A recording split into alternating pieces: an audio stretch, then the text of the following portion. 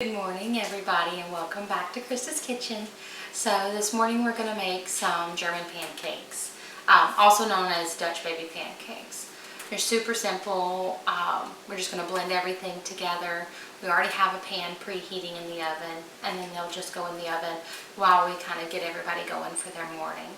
But we do have a big, it's like a 9 by 13, it's my Pampered Chef pan, but a casserole pan preheating in the oven at 450 with about 4 tablespoons of butter in it. Now we're going to mix up our ingredients and just let them sit until the oven and the pan come to temperature, and then we'll be able to pour it right in. But I'm going to move y'all in closer and let y'all see. It's really easy. It just takes some basic pantry ingredients and not a lot of work at all, and they come out so good. It's like a mix between a pancake and a crepe, kind of like custardy, soft, but big and fluffy. So I'm gonna move y'all in closer and let y'all see.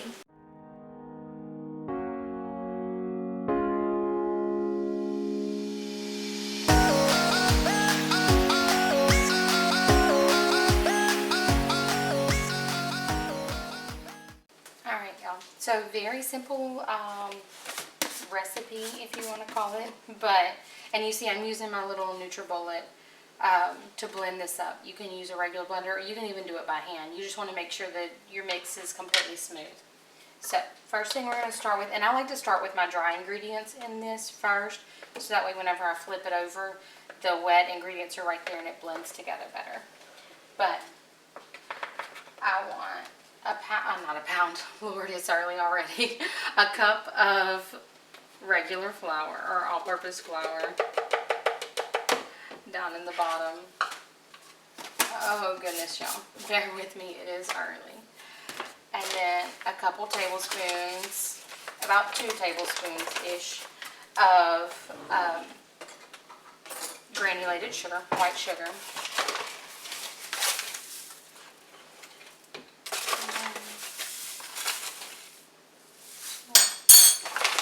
I do a little splash of vanilla in it. You don't have to, but I think it helps.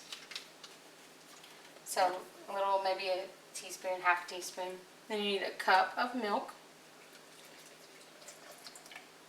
Like I said, all super simple pantry ingredients. And then last thing we need is 6 eggs. So, I mean, think about it. This is very easy, cheap, and it'll feed all 4 of us for breakfast.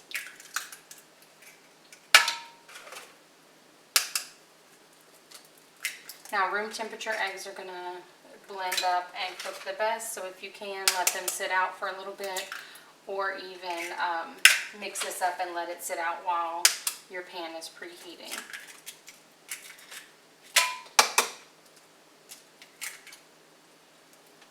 Number 6. Now if it's just you, or just you and another person, then obviously this makes a very easy recipe to have. Got a little stick in my hands, it'll be okay. So we're going to put our lid on, make sure it's nice and tight. Now it's going to get loud for a second, so I'm going to kind of just take the sound away for just a second, but just going to blend it up until it's nice and smooth.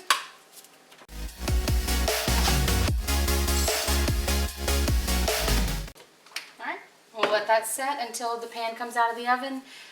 It's just heating up with the oven, so as soon as my oven beeps and tells me it's at 450, we'll pull the pan out with the butter in it and pour this in. So we'll be back in just a few minutes, hopefully.